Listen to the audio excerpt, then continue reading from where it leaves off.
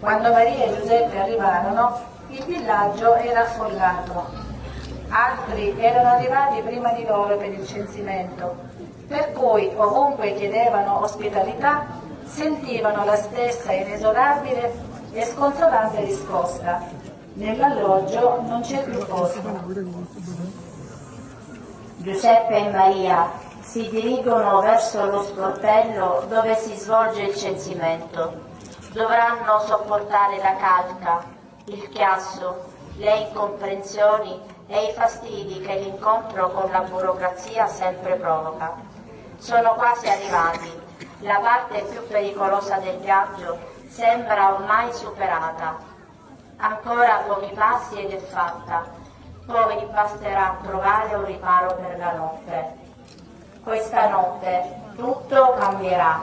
Nascerà il bambino che salverà il mondo.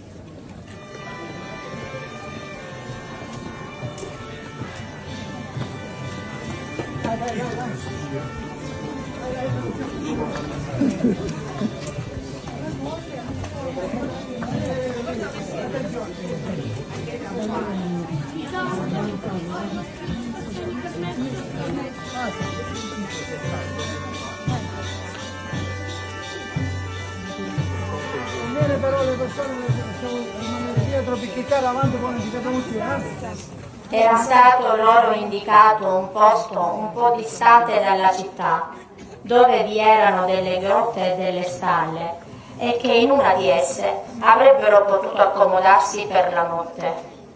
Giuseppe e Maria si misero alla ricerca della caverna indicata.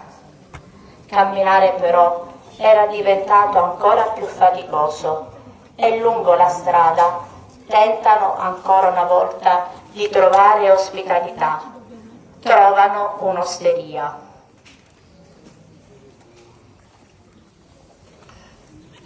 Essa è il simbolo della lotta tra il bene e il male. A Maria e Giuseppe viene negata ospitalità e vengono cacciati via in quella gelida notte. Ecco l'incarnazione del male. Ma una donna, avendo assistito alla scena, decide di aiutarli, indicando loro una stalla, non troppo lontana dalla locanda. Ecco l'incarnazione del bene. Sicuramente non era il luogo migliore per far nascere un bambino, ma Maria, in cuor suo, sapeva che, nonostante la povertà del luogo, il figlio che portava in grembo sarebbe stato il re dei re.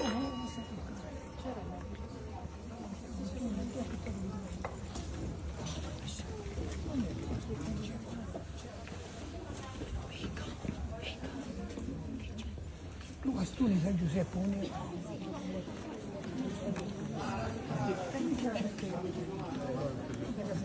non andiamo anche alle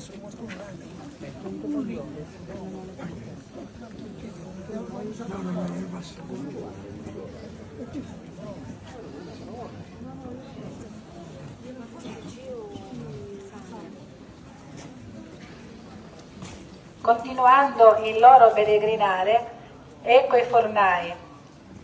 Di buon mattino preparavano l'impasto, lo mettevano nella gramola e lì, per lungo tempo, lo lavoravano finché diventava lucido e omogeneo. Poi seguiva il tempo, un lungo tempo, il rito della lievitazione, tempo di attesa durante il quale si accendeva il forno e lo si conduceva alla giusta temperatura per la cottura del pane.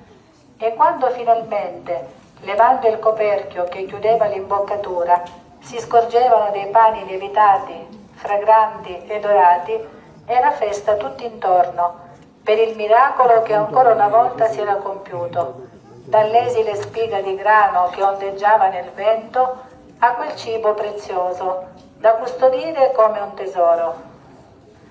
Betlemme, la casa del pane, ha reso onore al suo nome, perché in essa è nato il pane della vita, un pane spezzato, per far crescere i figli di Dio e nutrirli di sé. Parola fatta carne, parola eterna che entra nel tempo e cambia la storia. Signore, sono fornaio e nella notte profonda mi appresto a produrre quel pane quotidiano che ogni cristiano chiede a te nella sua preghiera. Accendo il forno, impasto acqua, sale, farina. Nell'attesa del lievitare, con la preghiera affido a te questa mia giornata terrena.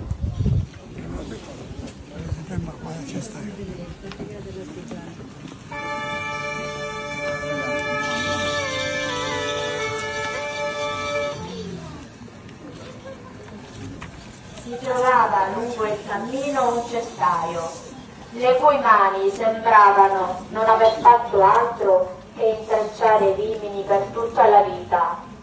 Dimostrava un'abilità incredibile, un'esperienza che si sarebbe detta secolare, data la facilità con cui piegava quei vimini al suo volere. Buon Dio, in tutte le fatiche delle mie mani, lascia un segno della tua grazia per parlare agli altri. È un mio difetto per parlare a me stesso. Conservami nell'impotenza della perfezione, senza la quale sarei vinto dall'orgoglio. Insegnami a pregare con le mani, con le braccia e con tutte le mie forze. Che se lavoro per il gusto del profitto, come un frutto dimenticato, marcirò nell'autunno. Che se lavoro per piacere agli altri, come un fiore appassirò la sera. Ma se lavoro per amor del bene, resterò nel bene. E lavorare bene e al tempo stesso lavorare per la tua gloria.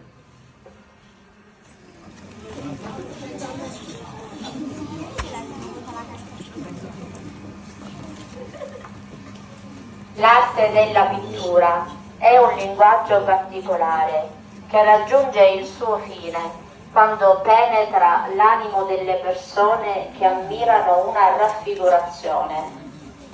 La bellezza dell'arte della pittura parla al cuore dell'uomo, racconta la bellezza della natura e l'armonia dell'universo di cui l'unico autore è Dio.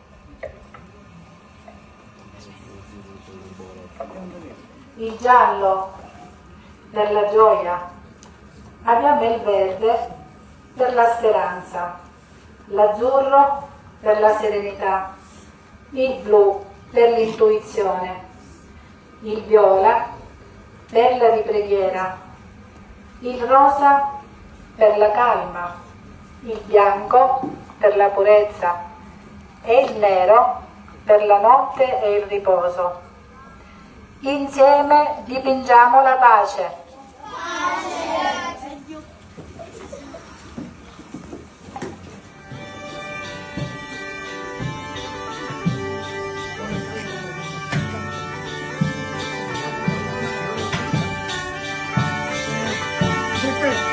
Giuseppe, va bene, mi do,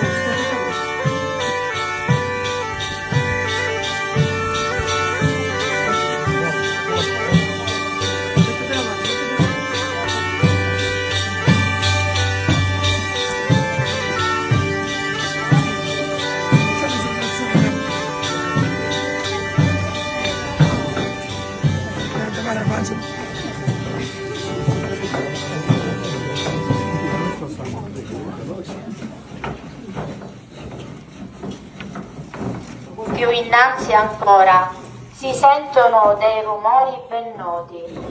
Provengono da un laboratorio che custodisce le attività di coloro che abitano nei dintorni. Gli attrezzi sono particolari. La sega mordace, la pialla che svela tutto quello che tocca, l'ascia che ferisce crudelmente, la raspa dalla lingua scabra, carta vetro che raschia e graffia, i crodi dal carattere pungente e il martello che picchia e batte. Ciascun attrezzo rappresenta il volto di quell'umanità ferita dall'orgoglio, dall'egoismo, dal risentimento. E come gli attrezzi, così imperfetti, in mano al maestro di bottega, possono creare dei capolavori. Anche l'umanità imperfetta, in mano a Gesù, sarà capace di creare un mondo di pace.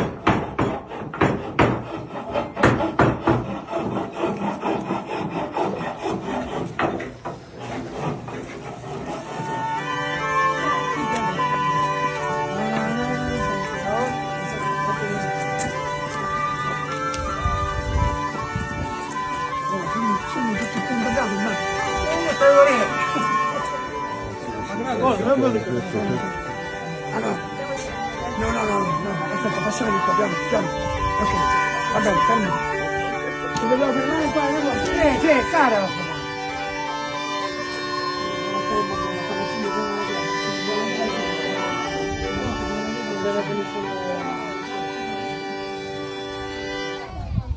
Davanti a un grande fuoco stavano molte donne avvolte nei mantelli.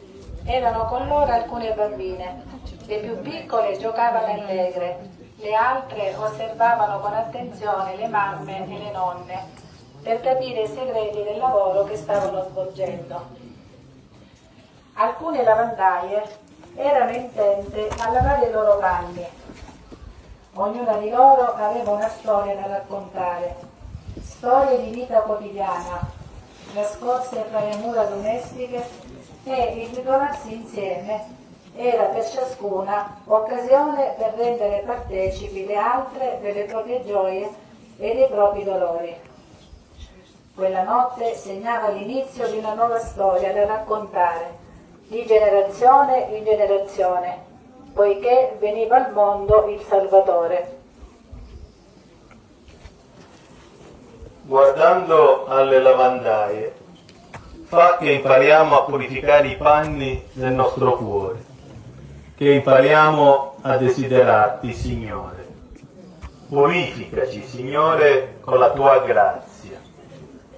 Guardando le mani delle tessitrici, fa, oh Signore, che produciamo per mezzo tuo, in unione con te, frutti abbondanti di opere buone. Ma quelle gente là che si fanno, quelle gente che dicono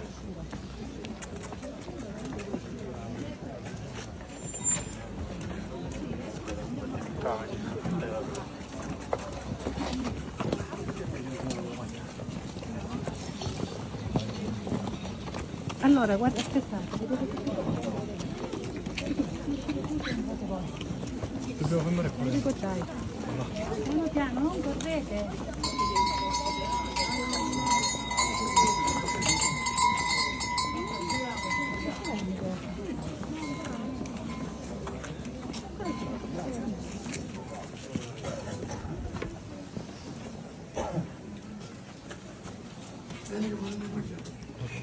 Nel tripudio di casette, lucine, stelle, angeli e pastori, anche i ricottai trovano per tradizione un posto importante nel presepe, in una simbologia che si perde nella notte dei tempi. Anche queste figure, come i pastori, rientravano tra gli esclusi della società del tempo. Invece sono stati tra i primi destinatari ai quali gli angeli hanno annunciato la nascita del Messia.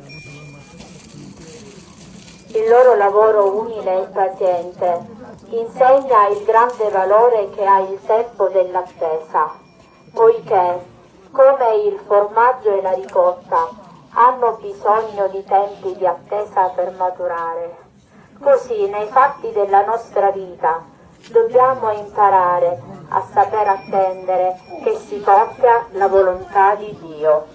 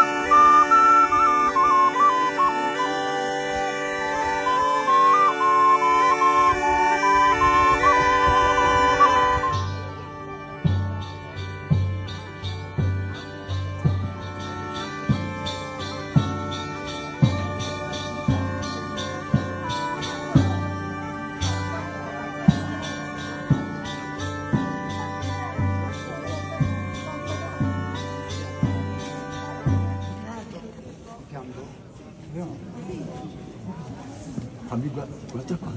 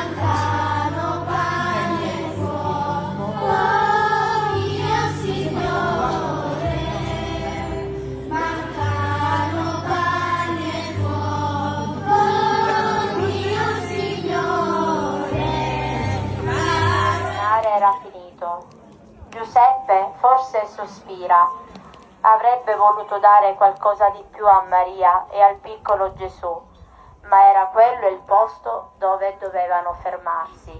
Una misera grotta diventa la reggia del Figlio di Dio, il Re dei Re che viene in questo mondo povero, rifiutato da molti. Tutto il creato dovrebbe essere in festa per la nascita di Gesù, ma solo i più umili sono disposti ad accoglierlo, a cominciare da due povere bestie.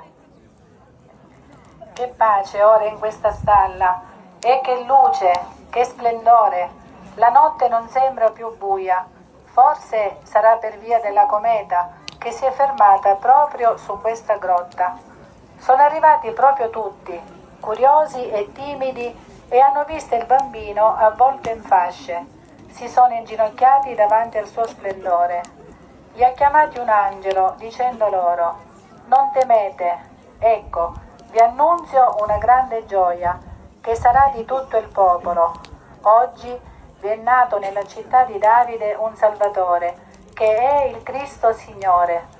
Questo per voi il segno: troverete un bambino avvolto in fasce che giace in una mangiatoia. È quella del presepe vivente che sta entrando a far parte delle nostre tradizioni, segnatamente quelle religiose. E devo dire che sono veramente entusiasta, sono veramente contenta. Questo evento è un evento che a mio avviso va promosso, va valorizzato, perché ci consente di rivivere momenti importanti. Vedo sì, c'è un grandissimo, un importante lavoro e dicevo è un momento anche di coesione, dai più piccoli ai più grandi. Ho visto questa settimana veramente tanta gente, anche giovani ragazzi, mettersi in gioco per realizzare questo evento che va promosso, va valorizzato, perché ci consente di rivivere le nostre tradizioni, i vecchi mestieri, e poi in modo particolare in questa magica cornice, che è quella del Castello Colonna, veramente sembra un vero e proprio presepe, senza che neanche ci si spenda dal punto di vista artistico più di tanto, perché già la location rende di rivivere la natività del bambino Gesù, e questa tradizione religiosa che forse tra tutte quelle alle quali noi cesaresi siamo attaccati è una delle più importanti. E allora mi auguro che questo evento possa diventare qualcosa di più grande, qualcosa di più importante. Ancora tantissimi auguri di buon anno e serenità e pace alle vostre famiglie. Buonasera a tutti.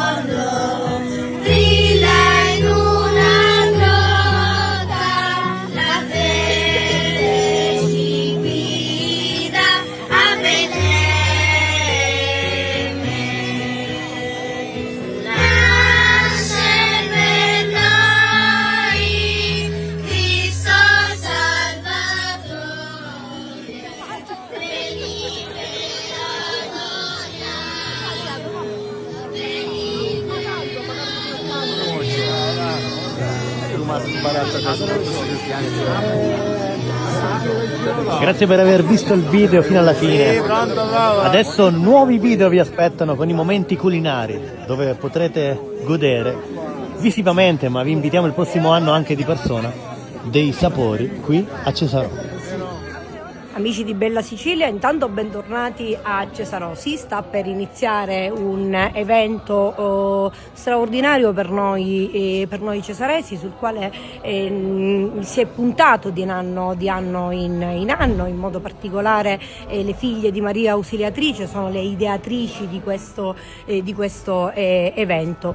Noi come nuova amministrazione che ci siamo insediati nel 2022 ne abbiamo colto il pregio dell'iniziativa delle figlie di Maria Ausiliatrice e ci siamo un poco spesi per incrementarlo e magari farlo diventare qualcosa di più notevole, qualcosa di più importante. Ci sono tante edizioni di presepi viventi in Sicilia, bellissime, tutte da visitare, presepi importanti, però il nostro ha, devo dire, qualcosa di un quid di particolare, che è il luogo, la zona dove appunto si svolge la manifestazione, che è la zona del Castello Colonna, veramente una zona magica che quasi ci porta alla antica e risalente natività del bambino Gesù. Benvenuti a tutti coloro che vedranno il presepe vivente questa sera qui a Cesarò. Noi siamo grati per tutti coloro che vogliono vivere un momento di armonia, di felicità attraverso il presepe vivente. Noi accogliamo con gioia tutti coloro che vengono, perché vogliamo anche portare fuori dalla nostra comunità la gioia del Natale, e quindi grazie a tutti coloro che parteciperanno e siamo lieti di trascorrere questa serata con voi. Tra i momenti più emozionanti, quali vivremo? Tutti i momenti sono emozionanti, ma soprattutto quando si arriva verso la chiesa della Madonna del Rosario, perché lì ci sarà la natività, la nascita di Gesù, e quindi tra i cori degli angeli, tra i canti, tra i pastorelli, quindi si vive un momento anche della nostra comunità, perché la nostra comunità vive anche di pastorizia, e quindi si rivive quei momenti gioiosi di stare insieme. Sono contenta di essere qui per poter vedere questo presepe vivente, di cui quello che mi lusinga tanto è appunto l'unione della comunità nel realizzare questo meraviglioso evento di natività. Il contesto si adegua perfettamente, un centro storico. Il contesto sicuramente è un contesto medievale, il contesto preciso per rappresentare questo evento. Vivremo delle grandi emozioni? Delle grandi emozioni, perché so proprio che ci sono tante cose organizzate, ci sono i mestieri che vengono valorizzati, proprio come era un tempo quando è nato Gesù. Lei è nativa di qua ma vive in città. Sì. Però i borghi restano sempre nel cuore. I borghi rimangono sempre nel cuore, perché i borghi sono fatti di umanità che non si trova da nessuna parte del mondo. Allora, l'anno scorso non l'ho potuto vedere, sono venuto da Catania apposta e poi sono così emozionato di vedere questo evento di interesse veramente importante. La cosa che uno fa c'è sempre un'emozione, ma è sempre un'emozione bella, perché facciamo qualcosa per embellire il nostro paese e pubblicarlo un poco grazie a voi pure. E di andare avanti. Voi siete? Il mio ruolo è il cestaio. Io il pastore. Con le pecore facciamo la ricotta. È bello tornare indietro nel tempo. Nel tempo, che sono cose belle, che oggi purtroppo sono scomparse. Questa è una cosa più bella. Perché non ci sono più. Cerchiamo di portare queste cose avanti. Si prova emozione, soprattutto tantissima emozione nel rivedere la nascita di Gesù e di tutti i bambini che partecipano e tutti gli adulti che sono in questo momento troppo uniti. Tradizioni speciali. È la mia prima esperienza di partecipazione attiva e sono entusiasta. La gioia di vedere tutte queste persone nel paese e di animare tutto, perché nel paesino manca tutta la gioia di vedere queste cose. No. Un'occasione per scoprire ci sarà, e soprattutto questo luogo molto suggestivo del castello.